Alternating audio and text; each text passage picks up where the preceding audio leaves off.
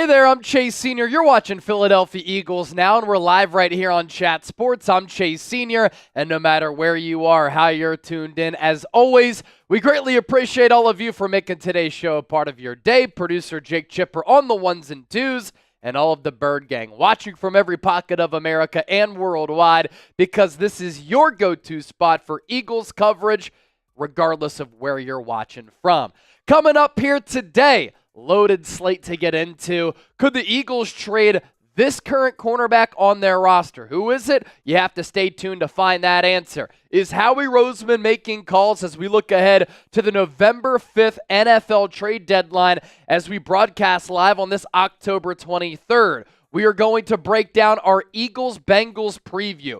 Can Philadelphia take down Joe Burrow and stop a quarterback who's been one of the more efficient quarterbacks and best quarterbacks in the NFL this year? And you know what's crazy? The Eagles have not beat the Bengals since 2000, when Donovan McNabb led the Birds to a victory. And for the first time in a little while, we'll be doing a mailbag. So get involved, get those questions in, use the hashtag Eagles, or better yet, send in a super chat. Your super chats go a long way in supporting the movement here on the program. Programming reminder, Eagles-Bengals watch party on Sunday. We are giving away an A.J. Brown autographed mini helmet. We will have a Super Chat MVP football as well to raffle away. We'll go live starting at 12 p.m. Eastern, 9 a.m. Pacific. An hour pregame show. We'll preview this game. We'll take your questions. We'll take down some drinks. And then during the game, the best place to experience an Eagles game day outside of being at the actual game.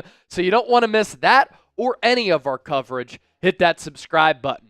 And in speaking of this game, Philadelphia hasn't beaten the Cincinnati Bengals since the turn of the century, all the way back in 2000. Game going to be taking place on the road for Philadelphia in Cincinnati, Ohio. And for the first time this year, the Eagles are underdogs. The Bengals, 2-point favorites in this tilt with the over-under at 48. If you're ready to talk some Birds today, I want you to type your initials down in the comment section right now. We're going to give you some shout-outs. So if you're pumped up, ready to talk some Eagles, for us to give you some great coverage, type your initials, and as you do that, support the show. Let's get some more people in here. Hit that thumbs up icon, like the video. AHLG for Angela G. CSW for the Smoker Boys. DC for Iris. Elijah Stovall. ES, Cool Rains. CR, Larry, LB, KB from Zone. Eric Harris, EMH, Teddy Merriweather, TM, Paul Collins, PC, Guwap Bruno, LB. Good stuff right there. I like that. We have JC and CS in the building as well. Also, speaking of JC, I kind of like that as a nickname. Are you a 76ers fan? If you are a Philadelphia 76ers fan, type me in the comment section, and I hope that you join Chip tonight. Right after we hang up our headset, we're not turning off the studio lights. Chip is going live for a Sixers-Bucks watch party on NBA opening night for Philadelphia after we wrap up the show. So join us, and Chip, what can the people expect? You're going to be riding solo. I'm not going to be in the shotgun, but you're going to crush it. Yeah, I'm riding solo. It's going to be a good time, man. No better place to be watching this 76ers-Bucks game. No Embiid, no Paul George, but I'm still expecting the Sixers to come out strong. Going to have, of course, a great super chat mini, some deals for the people, play-by-play analysis, post-game show. It's going to be great. You're going to want to be there. First one of the year. It's going to be a party, baby. It's going to be a party.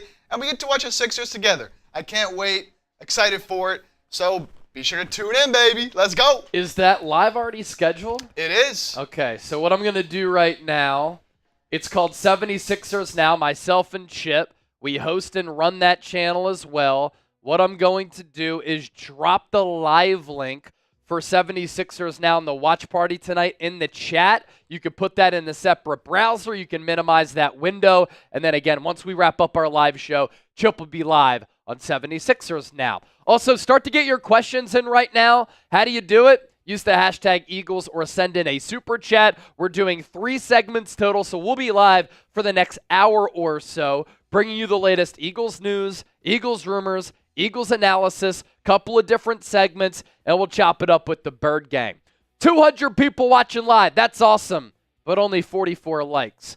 Let's work on that. Hit that thumbs up icon. Like the video right now if you're ready to start the show. With 200 people kicking it here with us, we should be able to get to 100 likes as soon as possible. The bosses, they're knocking on the window of our studio right now saying, no one likes us. We don't care. You can't even get any likes. So hit that damn thumbs up icon, like the video, and let's prove them wrong because we have a great, informative, insightful, entertaining, thought-provoking show, which is coming your way as the Eagles enter this Week 8 matchup against the Cincinnati Bengals. Joe Burrow really going to test this Philadelphia Eagles defense for the first time in a little while. All right, continue to hit that thumbs up icon, like the video. Chase Sr., Jake Chipper, all of the Bird Gang. We're ready to talk some Eagles, so let's get the show underway right now.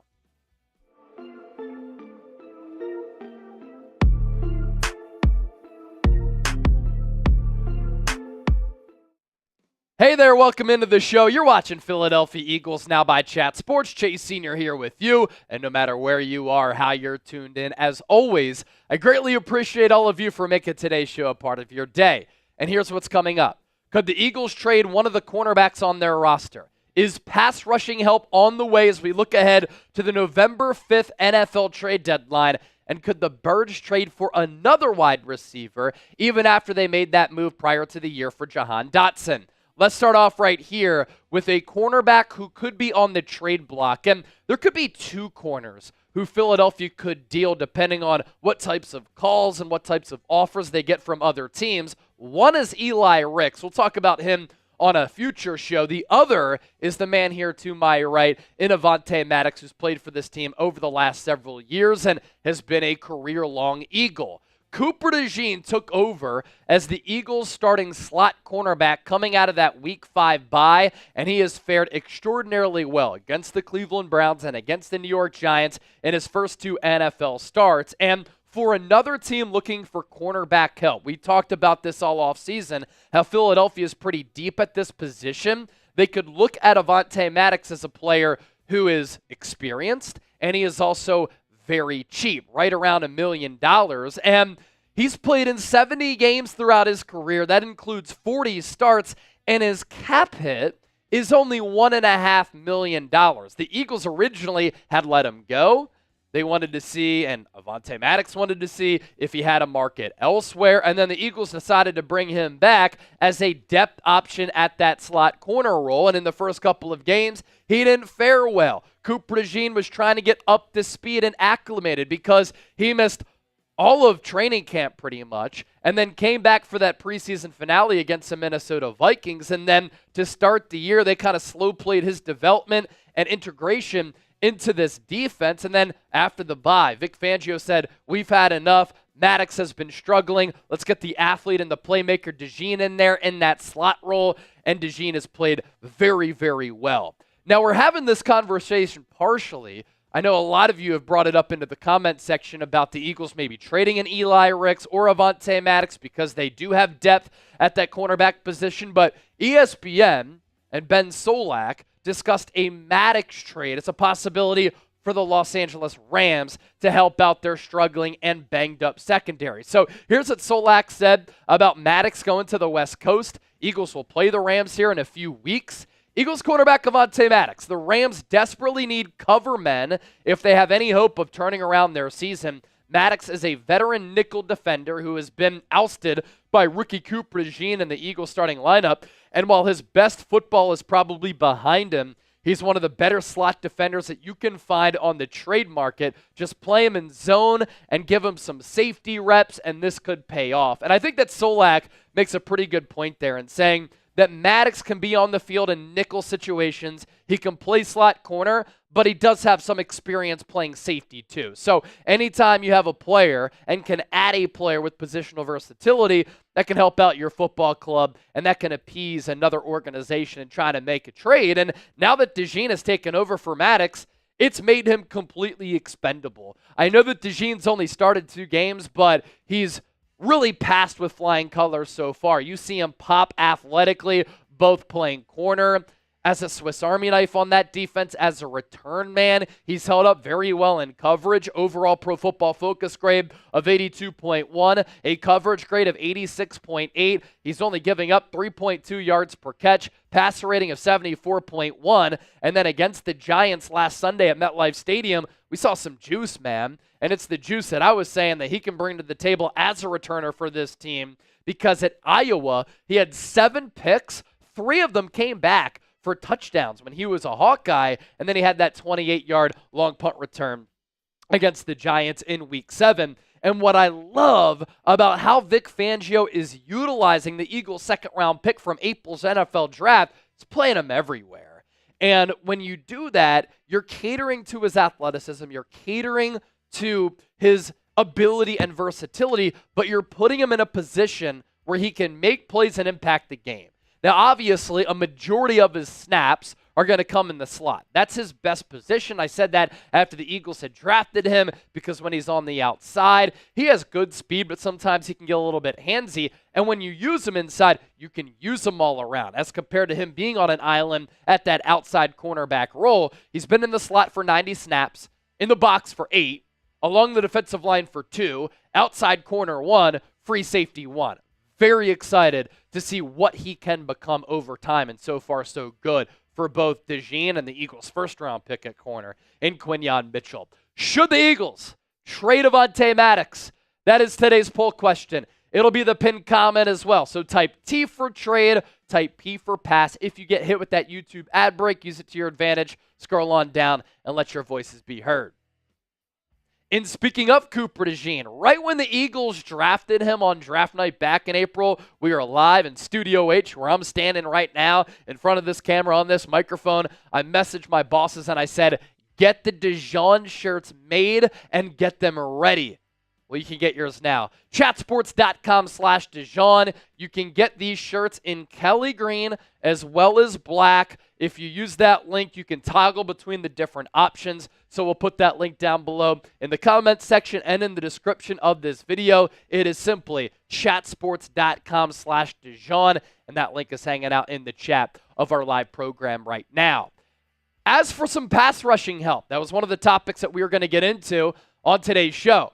The Eagles have been linked to Josh Uche, a Patriots outside linebacker and edge who's being mentioned as an Eagles trade target. He played at Michigan.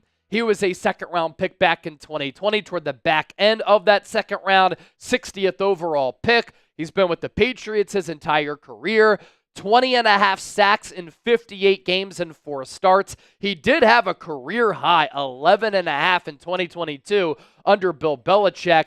That was a monster year for him. Outside of that season, he has not had a year in which he's had more than 3 sacks. So you're talking about a rotational type of edge player here. Here's a glimpse at what he's done over his last 4, the 3, 11.5, 3, and then 2 sacks this year. So a player who's been inconsistent as far as having massive sack numbers, but he's been consistent hovering around that 3-sack mark. His cap hit for 2024, affordable, and we know that the Eagles could use some pass rushing help and maybe some depth there. I want to see over the next 2 games how they do fare with some of the current existing players on their roster, because we are starting to see a lot of strides from these young Eagles defensive players. And that brings me to this point. Totally valid question. As we look ahead to the November 5th NFL trade deadline, do the Philadelphia Eagles need to trade for pass rushing help? I know a lot of people have talked about Max Crosby and Myles Garrett as dream scenarios and trade targets for general manager Howie Roseman, but what we've seen the last 2 games for Philadelphia, they've been able to generate pressure on the quarterback, come through with sacks, and their pass rush has come alive. What I'm intrigued by is that it's been led by a lot of the young players who we've been waiting to see break out. That includes Nolan Smith, Jalen Carter, Bryce Huff. I love what I've seen from Thomas Booker, Milton Williams. We have seen Nakobe Dean rack up some sacks on some linebacker blitzes. This is the Eagles' sack production against the Browns, and then their sack production against the New York Giants. Jalix Hunt even got in on the action, and I think Josh Sweat has started to find his stride in this Vic Fangio scheme, and of course, we'll see how Philadelphia can fare with their pass rush when they play Joe Burrow and the Cincinnati Bengals coming up on Sunday. Before we continue to move forward, be sure to hit that subscribe button. What we do here on Eagles Now, I believe, is very special and unique, informative, insightful, entertaining, thought-provoking Eagles content that involves you. And if you want daily shows year-round on the Birds, go Birds, and hit that subscribe button. Now, let's talk about this. Could Philadelphia increase their offensive arsenal? And could they trade for a wide receiver, namely Kendrick Bourne? ESPN, in that same article that we referenced a little bit earlier, listed Kendrick Bourne as a trade target for Philadelphia. And here's what Seth Walder had to say about that potential move. Which player should they target? Patriots wide receiver Kendrick Bourne. The Eagles traded for Jahan Dotson before the year to be their third wide receiver, but that move has not panned out. Dotson has an almost impressively poor 0.2 yards per route run this year. Bourne, who recently returned from an ACL tear that he sustained last year, could be an upgrade, though he has never rekindled the level of play that he showed during a strong 2021 season when he recorded 800 receiving yards with 2.1 yards per route run. ESPN's receiver scores have always liked him. His overall score has been at least 50 in every year, including and since that 2021 season, and at least 60 in all but one. And Walter did reference that year a couple of years ago in 2021 when he had 800 receiving yards. The Patriots did give him a decent contract after he decided to leave the San Francisco 49ers for a bigger bag, and I don't blame him. But when you knock Kendrick Bourne for his lack of production, also keep in mind that Patriots offense has been a bottom 5, bottom 10 unit over the last couple of years with really subpar quarterback play.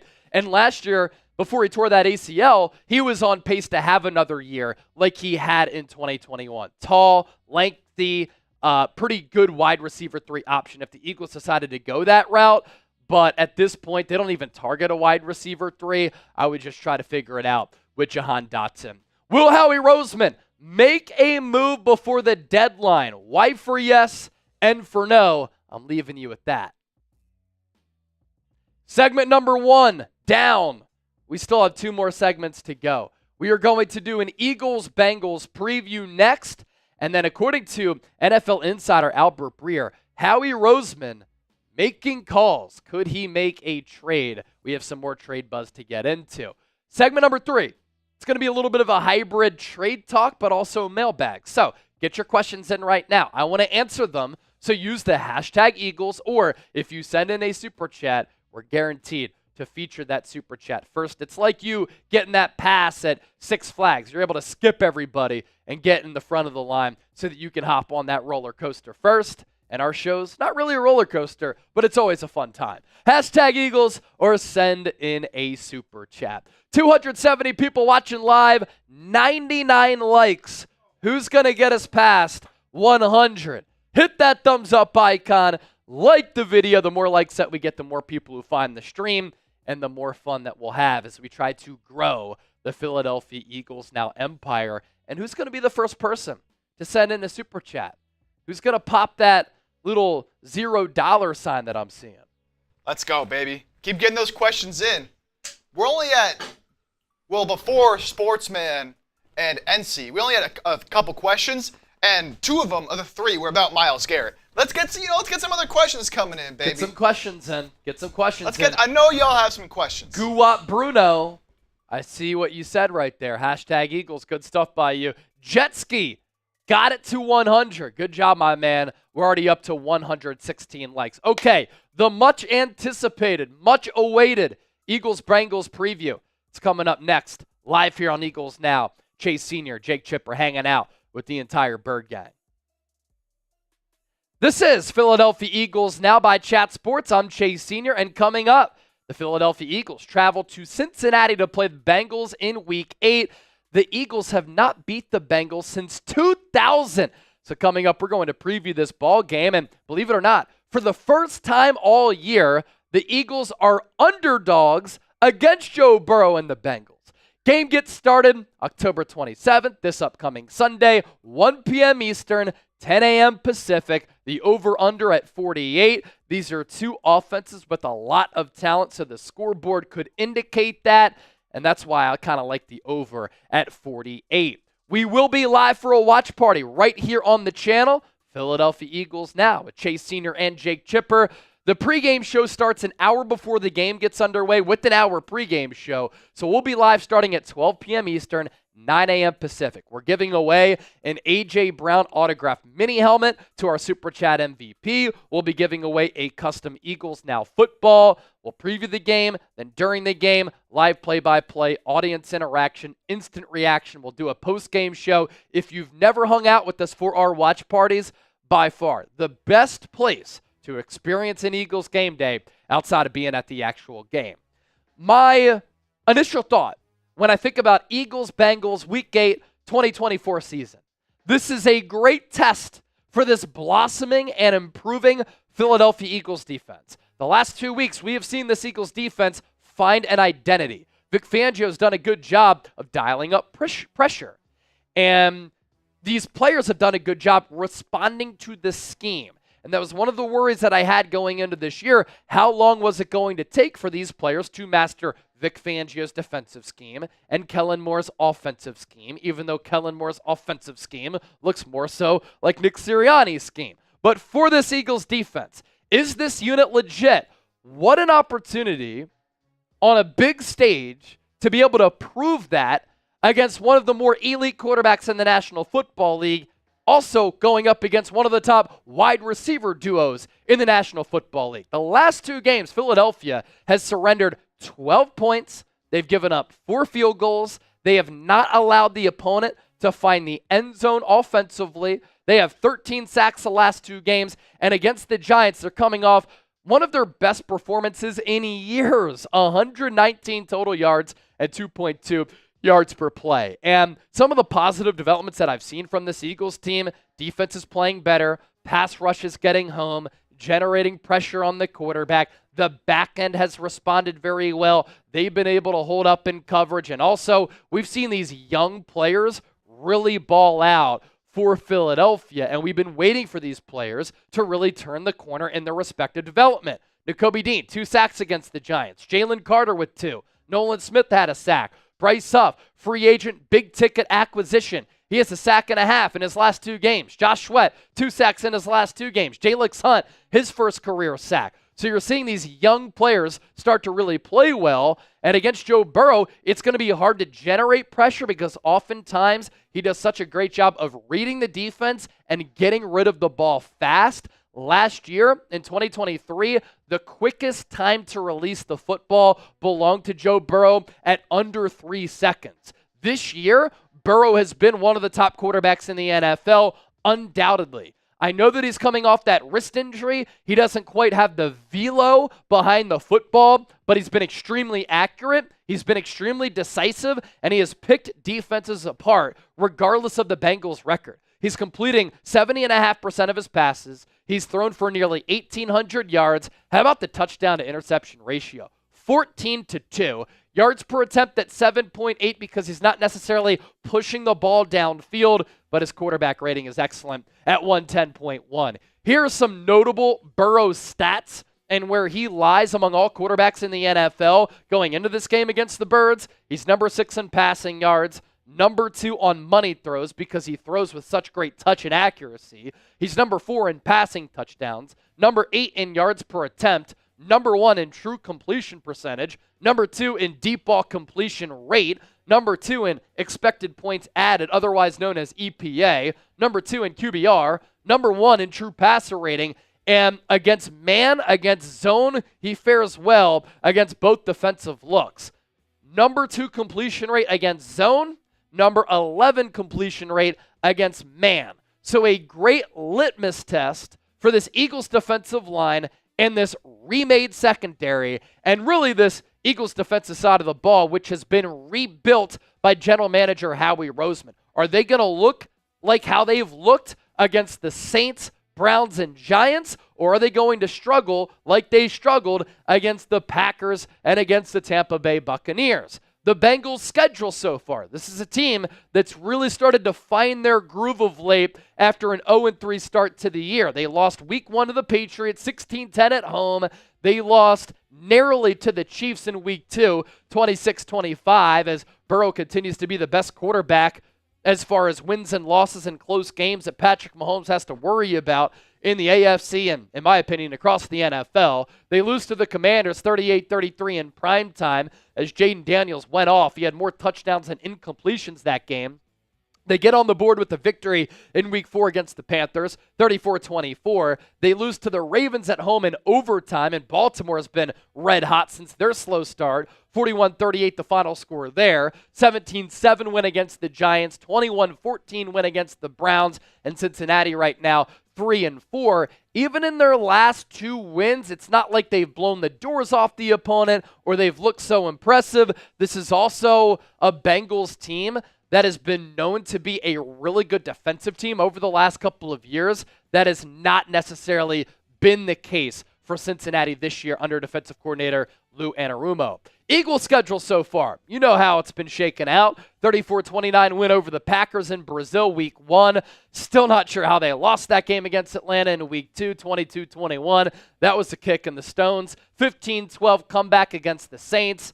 Just a brutal loss against the Buccaneers, 33-16, and then back-to-back wins for Philadelphia, 20-16 against the Browns, and then a 28-3 win against the Giants last week at MetLife Stadium, their most convincing victory since the 2022 season, no joke. So with that, we're just getting started with our preview. Who you got in this game? PHI for the Birds, CIN for the Cincinnati Bengals. One of the weird chat stats is how Philadelphia has not beat this team since 2000. They haven't met up a lot of times, but they haven't been able to beat the Cincinnati Bengals. Get those predictions in right now.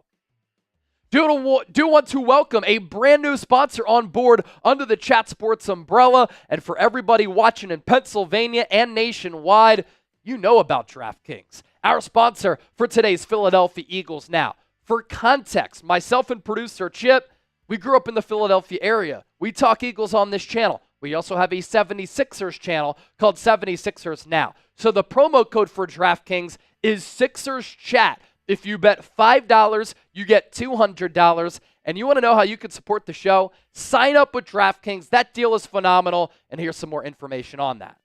NBA is finally back. A new season means new ways to get into the action at DraftKings Sportsbook, an official sports betting partner of the NBA. Who's draining threes from beyond the arc? Who's crashing the boards and grabbing rebounds? Get behind your favorite players and the prop bets that you can make on DraftKings, the home of NBA player props. First time, new DraftKings customers bet $5 to get $200 in bonus bets instantly. Every point counts with DraftKings Sportsbook. Download the DraftKings Sportsbook app and use the code SixersChat. That's code SixersChat for new customers to get $200 in bonus bets when you bet just $5, only on DraftKings. The crown is yours. Gambling problem? Call 1-800-GAMBLER. In New York, call 877-8-HOPE-NY or text HOPE-NY 467-369. In Connecticut, help is available for problem gambling. Call 888-789-7777 or visit ccpg.org. Please play responsibly. On behalf of Boot Hill Casino and Resort, Kansas. 21 plus age and eligibility varies by jurisdiction. Void in New Hampshire, Oregon, Ontario. Bonus bets expire 168 hours after issuance. For additional terms and responsible gaming resources, see dkng.co/bball. Now, Chip's picks have been on fire. Here are his picks for Sixers-Bucks NBA opening night.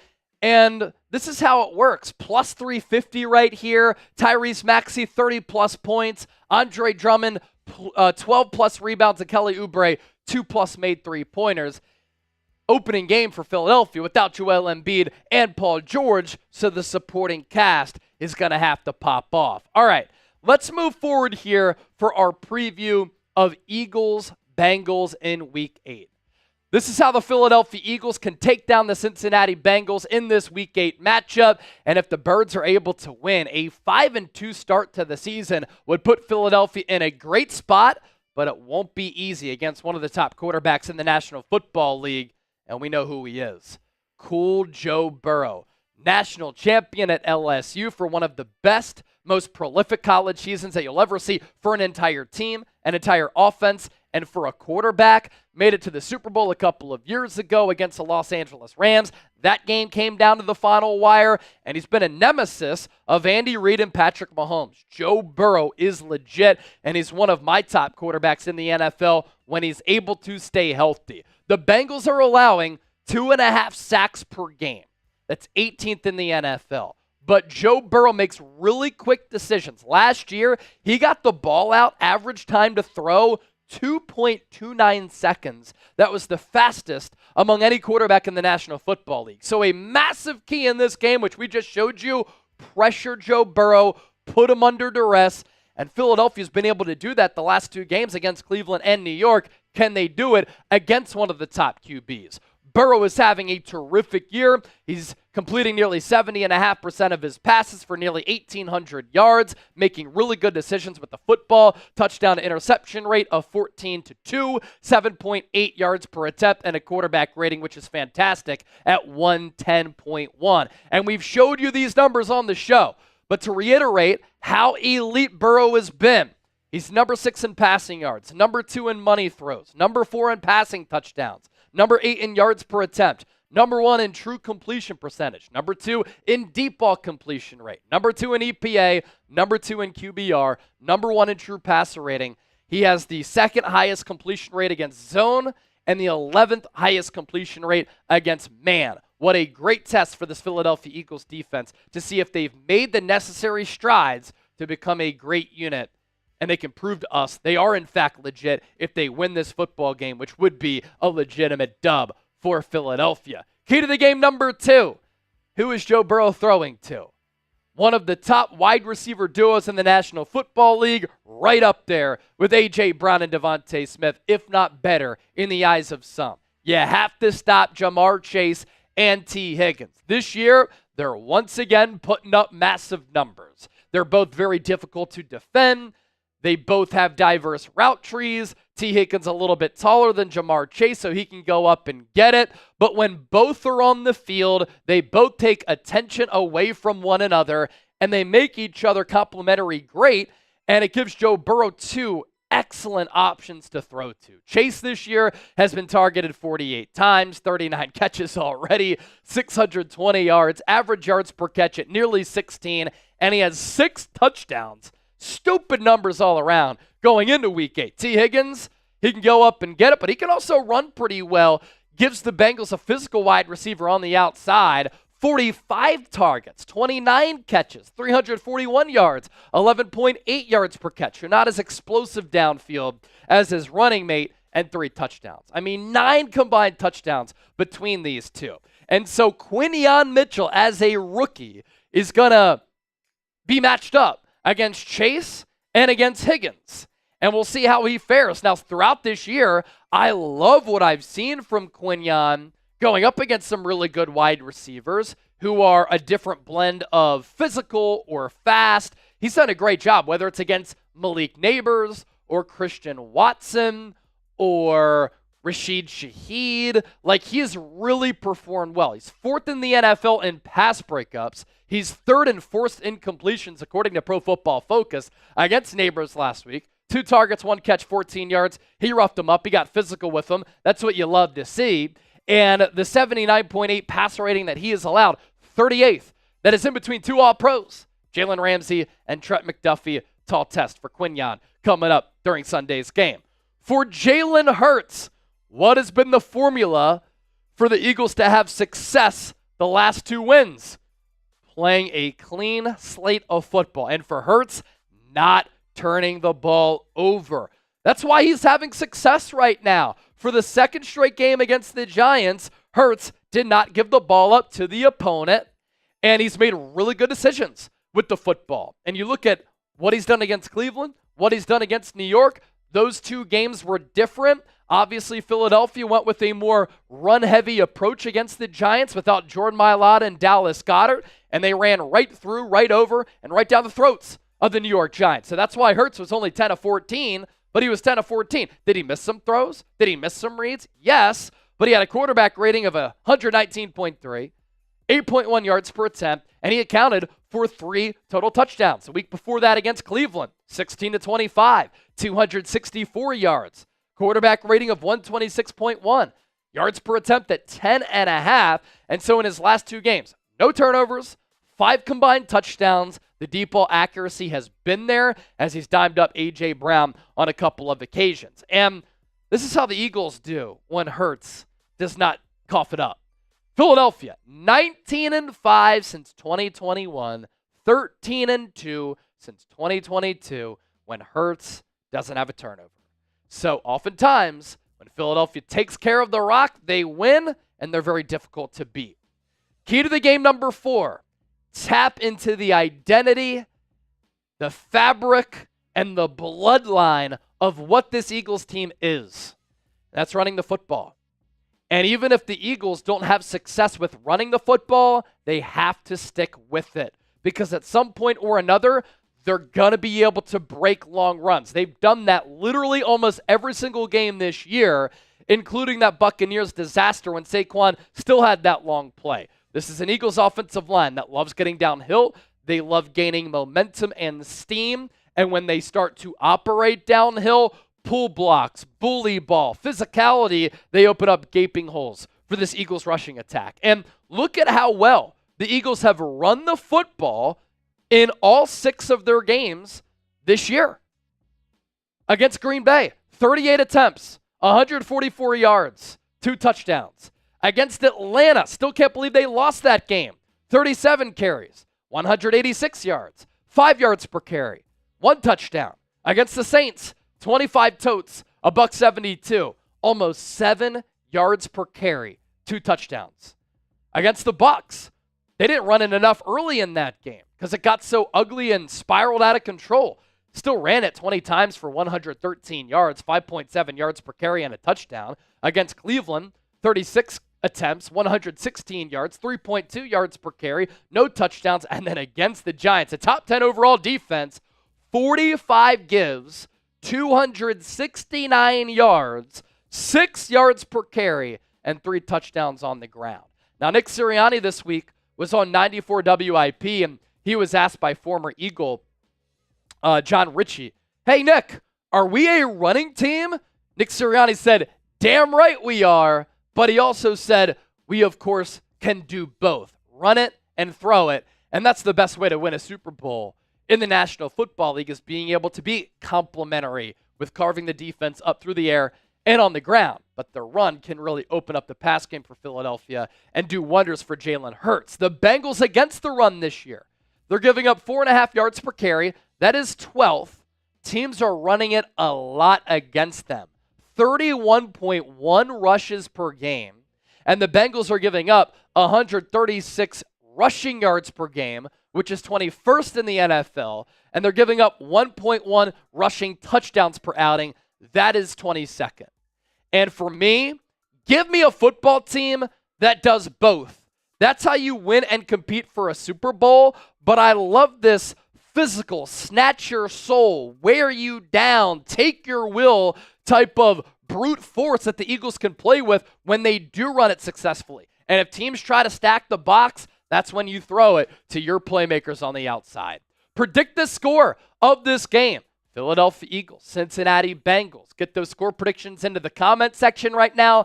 I don't know why. I have a weird feeling about this game. I mean, Philadelphia's not beat Cincinnati since 2000. It's been a weird opponent for them. So Joe Burrow, really good. You're going on the road. It's always cloudy in Cincinnati, even though it's always sunny in Philadelphia. For some reason, I think the Eagles are going to lose this game 30-27. I can't bat 1,000 on all of my predictions. I hope I'm wrong, though.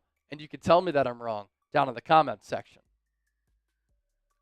Captain Delberto, $5 super chat. What's up, duders? Your daily Amazon guy, chilling in my work van in Mechanicsburg. I literally just had someone threaten to pop my tires.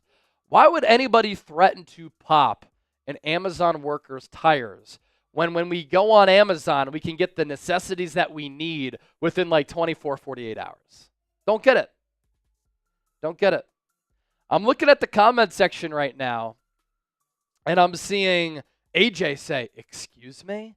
Tony T, you're wrong. Guwop said 21-0 Eagles. JJ 27-21 Eagles. Cool Rains 27-20 Eagles. Dragon, what's up, Dragon? Our real one from Serbia, 30-15. Xavier Carter 34-21. And then Carol Hosey. Carol 33-15. NC 35-27. Koronix 33-30 Eagles. Kyle Hamilton, not the Raven, 38-16. All right. So a lot of people think the Eagles are going to win this game. I'm also looking at the live poll question right now. Will the Eagles beat the Bengals? 93% yes, 7% no. What would I give up for Myles Garrett? I would gladly give up a first-round pick. Adding Myles Garrett to this team, woo! I mean, he is one of the best players in the NFL, period. Yep. It'd be unbelievable. You give up a first for that, absolutely. Carlos Garcia, hello, sir. Hello, sir. Do you think they'll get Smitty more involved? Yeah, I hope so, man. Right now, this Eagles passing attack has been like A.J. Brown, go ball. A.J. Brown, go ball. DeVonta Smith, crosser. So I'd like to see them diversify that a little bit more. Andrew Nathan said, chat, we need more questions. Chip, do we need more questions? If you want to get a couple more in, we can use a couple more, though we look pretty solid. All right. Kane Angel, your current and remaining mod is here. Kane. Appreciate you, brother. Charles, Chipper the GOAT. He is the GOAT. Shout out Charles. He is the GOAT and my right-hand man. All right, segment number 3 coming up. Howie, making some calls on an edge rusher, and then we're taking your questions. If you send in super chats, we'll answer those questions first. Welcome into the show. This is Philadelphia Eagles Now, and I'm Chase Sr. Thank you so much for taking the time out of your day to kick it here with me on the program. Coming up, Howie Roseman, according to NFL insider Albert Breer, is making calls and monitoring the pass rusher market.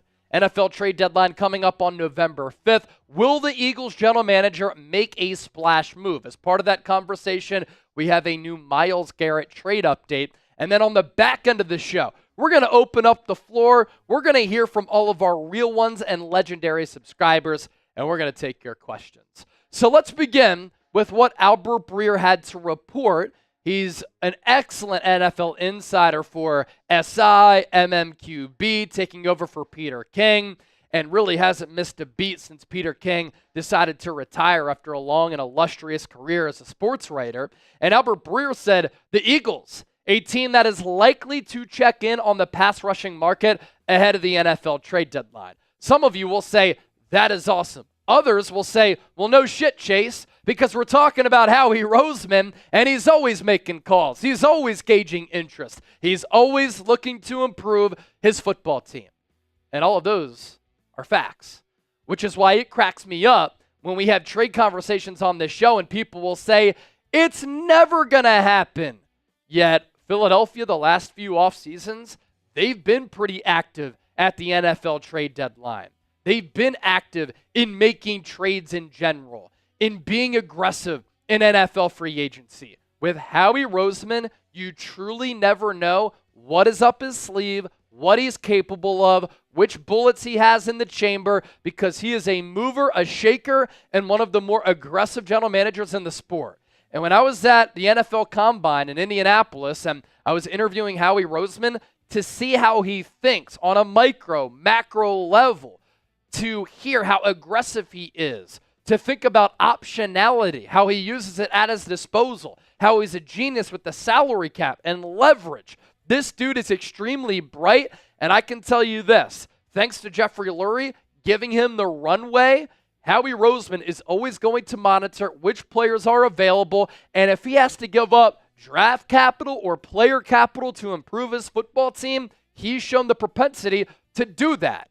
So with that, these are some of the pass rushing targets that come to mind here for Philadelphia, and these are players who have been rumored to be available, who could fit what Philadelphia wants to do from a scheme and financial perspective, and obviously, they're all types of different players. You have a star in Myles Garrett, who is going to go down as one of the top pass rushers in the history of the National Football League. You have Chase Young, who is drafted so high by Washington out of Ohio State in 2020, right after Nick Bosa, and was an excellent player as a rookie, hurt his knee year 2, has shown some glimpses of being a really good pass rusher, but has been really up and down. Last year, traded from Washington to San Francisco. He played okay, but sometimes his lack of hustle is a little bit frustrating. But as a physical freak, Chase Young has one of the better body types among any pass rusher that you'll see at that defensive end spot. Josh Uche of the New England Patriots, more of a rotational guy who's going to be a lot more affordable than Myles Garrett and Chase Young. But he's a player who could help you as far as depth. Zadarius Smith, throughout his career, has been a very productive player in getting after the quarterback. Baltimore Ravens, Minnesota Vikings, Cleveland Browns. He gives you a vet who you are pretty sure what you're going to get from him. And then Harold Landry, highly touted player who's been a little bit frustrating from time to time, but over his last 17 games, we're going to show you some numbers here in a bit. He's really started to turn the corner, and he's been a highly productive player. Of course, a lot of you have been asking me about Myles Garrett. I always keep my eyes on the comment section, even though sometimes it can be very unhealthy for me. Albert Breer saying this on Garrett, and this is the newest update that we have on the Browns star pass rusher and reigning defensive player of the year. Speaking of trades, the Browns will get phone calls now based on their 1-6 record and the fact that they think that they just offloaded Amari Cooper. I don't think they'll move Myles Garrett, but some fishing has taken place, and anyone can call. Other players to watch, Denzel Ward or Jeremiah Owusu-Koramoah, even though the Browns did just recently sign both of those players, and they have been foundational pieces for that Browns defense. Myles Garrett, of course, would be the dream for Philadelphia. But if you want to make a move for a player of this caliber, the price tag would be hefty. We're talking about at least a first-round pick. If not, a little bit more. You might have to give up 2 ones. If you're giving up only a 1, maybe you're surrendering a second and or a third. If the Browns trade away the face of their franchise, they're doing that knowing that they're going to have to rebuild and they need the picks back to make the trade worth it in order for them to start that rebuilding process. Because Deshaun Watson just tore his Achilles. His cap hit next year, more than $70 million. That's not going away. Garrett this year has been a little bit banged up. Still a high-level player. 4 sacks, 7 TFLs, 2 fumbles forced, no fumble recoveries. Bunch of quarterback pressures, bunch of quarterback hits. We saw when the Browns played the Eagles a couple of weeks ago how good he is on the backside of the run, against the run in general. He made a couple of really big plays behind the line of scrimmage against Saquon Barkley. How about the freakish athletic play that he had to block the field goal, which led to the Rodney McLeod 50-yard scoop and score? Myles Garrett, a generational player who's done nothing but be truly elite since being a number 1 overall pick out of Texas A&M. For Chase Young, frustrating watch. Injuries are a problem. Year 2 had the knee. Over the offseason, underwent a surgery on his neck. I know the Saints have been reeling. They've also suffered a bunch of injuries. Nearly 50% of their team is injured right now. But they do have a really good defense. And what concerns me, athletic freak is Chase Young. Not just because he has a nice name. 6'5", 265, but he only has 1.5 sacks. So why haven't the sack numbers been consistent, and why haven't they been better? Sometimes that lack of hustle and lack of effort is a little bit of a problem. Josh Uche, a few years ago, 11.5 sacks. Really good year back in 2022. Other than that, since being a second-round pick in 2020, he has not surpassed 3 sacks. So this is more of a rotational type of edge rusher. Zadarius Smith, older, and I know a lot of people are scared away about the Robert Quinn trade, the Kevin Byard trade, bringing in an Ndamukong Suh, Linval Joseph, and you don't want to get burned by another older player. But I would have a feeling that Smith can be productive as a pass rusher, even though he's a little bit older and he's a known commodity. And then there's Harold Landry, 6'2", 252. When you watch him, you're like, he's a really good athlete as well. He has 29 tackles, 4 sacks, and 7 TFLs. Same numbers in sacks and TFLs as Myles Garrett. what he's done over his last 17 games has been very impressive as far as the production. 12 and a half sacks over a season's worth of games. That's a player that I'd be intrigued by, and I'm not sure you'd have to give up all that much for him. So with that, this is today's poll question. Pick a player that you want Howie Roseman to trade for, and if you want to list a position of need, let me know. I think it's linebacker and defensive end. If you want a Quinyon Mitchell jersey, he's now obviously rocking the number 27. You can get yours today. Looks as though the kid gonna be a stud. Chatsports.com/Quinyon. Use that link down below. I think he could be the next great Eagle. If you're looking for another Eagles jersey, you can still use that link down below and find some other Eagles jerseys there. NC with the $5 super chat. What is the biggest thing holding the Birds back from their prime form? Is it something that we can fix this season? That's a great question. I think there's a couple of things. I think the lack of offensive creativity is a little bit of a problem. I think that Kellen Moore's offense looks a lot like Nick Sirianni's offense, where you're not seeing a lot of crossers, you're not seeing a lot of pre-snap motion. There are a lot of theories for why the Eagles aren't targeting the middle area of the field. Some have said Jalen Hurts doesn't trust his arm. He doesn't have the arm strength. He doesn't have the touch, the timing, the accuracy. He can't really layer footballs in over the middle of the field. Some have said he's a little bit shorter, so his sight line is always disrupted, so he's always looking to the outside. For Hurts, I think that he does struggle a little bit throwing across the middle of the field, in between the hashes, in between the numbers, by layering balls in there with touch and accuracy and precision. I think that is part of the problem. I think the Eagles could do a better job of having their wide receivers run routes over the middle of the field. When you look at the route trees, a lot of it just not in the middle area of the field. Back in 2021, I remember Jalen Hurts was targeting the middle of the field. He did that a little bit under Shane Steichen. So I think the offensive scheme sometimes frustrates me to a point because it holds this Eagles team back. I think that Hurts sometimes struggles against the blitz and confusing looks. So those are issues. Sometimes sloppiness, dumb penalties, that can hold the Eagles back, and we have to figure out if this defense is legit. But the talent is really there, and we'll see how good this Eagles defense can be against Cincinnati. This is definitely one of the more all-around, well-rounded teams in the National Football League. Hopefully, they build off the momentum of 2 consecutive wins, because we've seen glimpses of this team being really special. They haven't quite put it all together yet. Wow, I am a Philly fan living in South Korea, though I have never been in the USA. I trust Mr. Roseman. Go Birds. So we have some Korean currency here, which rounds out to be about 20 American dollars. And I wish I knew what your name was, because it's not showing up for me. But look, let me tell you this. Go Birds. Thanks for supporting the show. Philly fan living in South Korea is so cool. Thank you so much for watching the program. That means a lot. Let's take some more of your questions here. The Smoker Boys, Cooper Kupp trade talk. So I don't think it's going to happen. He's pretty expensive. He's older. The injury history really concerns me. The cap hit this year, next year, very high. The Eagles don't really ever target their wide receiver 3. We saw it last year. We're seeing it this year with Jahan Dotson. So I just don't think that type of trade makes sense for Philadelphia. If they make a move, I think it's going to be on the defensive side of the ball. But of course, since the Rams are shopping Cooper Kupp, his name has been a popular topic among all NFL fans. And we did talk about that a little bit earlier this week. Andrew Nathan, Chase, what Eagles do you think could be on the trade block? Avonte Maddox, Albert O. Any chance that Howie flips Dotson for Kupp? Probably not. That would be wild. So I think Avonte Maddox could get dealt.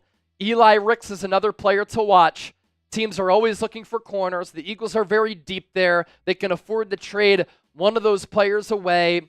Albert O, look, I covered him in high school. I covered and followed his career when he played at Missouri. I was such a huge fan. He's such a great athlete. He had a lot of positive plays early in his career with the Denver Broncos, but he's a bad blocker. Hasn't been able to stay healthy, and unfortunately for him, I don't think he's lived up to what I thought he could be, and because of that, I'm not sure he has any value. I don't think Howie flips Dotson for Kupp. This is something to look out for, though. There's been some chatter that the Rams could trade Matthew Stafford to the Minnesota Vikings for Sam Darnold. If the Rams do that, they're completely like resetting and rebuilding. And they're probably looking at that division saying, Seattle on the rise, Niners have been very good, Cardinals, they could be a little bit sneaky. And if they trade Stafford, I think they trade Kupp. And they just reset financially, and they clear a bunch of cap, and they try to get a young quarterback, or they try to groom Darnold. And if they trade Kupp, do they take on Dotson to be maybe a number 2 wide receiver alongside Puka Nacua? He's more of an outside guy. I think he at least prefers that as compared to being an inside guy. And he has 0.2 yards per route run. It's been awful for Philadelphia. He just hasn't fit in. Cool Reigns, Quinyon for Defensive Player of the Year. Is it crazy or is it realistic? It's not going to happen for him being Defensive Player of the Year. Look, I thought Aiden Hutchinson was going to maybe win that award before he broke his leg. I still think you have to look out for Fred Warner, TJ Watt. Those are some of the best defensive players in the game. I don't think that Quinyon is going to win Defensive Player of the Year, but no joke, I think that Quinyon Mitchell could be a Pro Bowler in year 1, and I'm not going to go as far as to say he's going to be an All-Pro because there are a lot of good corners in the NFL, but I think that he could be a Pro Bowler as a rookie, which would be tremendous. Lamont Lancaster. Chase, what about Khalil Mack? Interesting name for Khalil Mack. So I talked about him on the show a few weeks ago, and he played under Vic Fangio when he was with the Chicago Bears. Very productive, knows the scheme, obviously a good scheme fit. He's on, I believe, the final year of his contract. And I kind of made the argument, look, if the Chargers aren't ready to compete right now, could they trade Khalil Mack to get something back for a player they might lose for nothing? Well, the Chargers are sitting at 3-3 right now. And so they have the possibility of making the playoffs. And if they're in the playoff hunt, I don't think they go sell mode. I think they want playoff experience for a quarterback like Justin Herbert so that he can get a playoff game under his belt. He's only played in 1. And so the next 2 games really will determine, and the next 2 weeks will determine what teams do who are kind of on that border of, are we a playoff team? Are we not? Should we buy? Should we sell? And Khalil Mack could be a name to watch. Be sure to hit that subscribe button for daily and year-round coverage of the EAGLES. As always, thank you so much for watching the show, and we'll catch you next time.